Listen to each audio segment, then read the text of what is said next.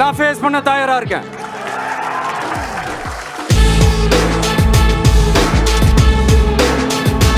பரந்தூர் பகுதி விவசாய மக்களையும் பொதுமக்களையும் நானே அழைச்சிக்கிட்டு வந்து தலைமை செயலகத்துல உங்களை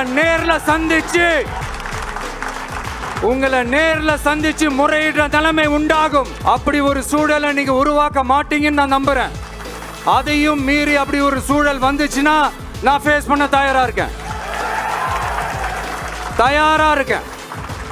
1005 குடும்பங்கள் மட்டுமே பரந்தூரில் வசிப்பதால் விமான நிலையம் வந்தா பெரிய பாதிப்பு இருக்காதுன்ற மாதிரி சொல்லி இருந்தாங்க. மக்கள் பாதிக்காத வண்ணம்னா என்னங்க சார்? அந்த இடத்துல ஏர்போர்ட் வருதுன்னு சொல்லணும், இல்ல அந்த இடத்துல ஏர்போர்ட் வராதுன்னு சொல்லணும். ரெண்டுமே அந்த அறிக்கையில இல்ல. வெறும் 1005 குடும்பங்கள்னா உங்களுக்கு அவ்வளவு சாதாரணமா போச்சா சிஎம் சார்? 15,000 மக்கள், அந்த மக்களும் நம்ம மக்கள் தானே. ஏன் அந்த அக்கறையோ அந்த மனிதாபிமானமோ உங்ககிட்ட இல்ல? எதிர்கட்சியா இருந்தா மட்டும்தான் மக்கள் மேல உங்களுக்கு அக்கறை இருக்குமா? நூற்றுக்கணக்கான ஏக்கர் விவசாய நிலங்களை, மிகப்பெரிய நீர்நிலைகளை, ஆயிரக்கணக்கான வீடுகளை, அவங்களோட வாழ்வாதாரத்தை அழிச்சிட்டு அந்த இடத்துல தான் ஏர்போர்ட் கட்டியே ஆகணும்னு என்ன சார் அவசியம் இருக்கு? அப்புறம் எப்படி சார் நீங்க உங்களை மக்களின் முதல்வர்னு நான் கூசாம சொல்றீங்க? இதுல வேற உங்களுக்கும் இந்த பரந்தூர் ஏர்போர்ட் கட்டுற பிரச்சனைக்கும் சம்பந்தமே இல்லாத மாதிரி வேற காட்டிக்கிறீங்க.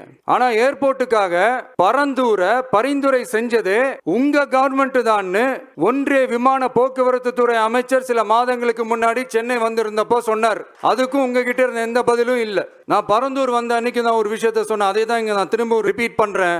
We are not against any developments. We are not against airports.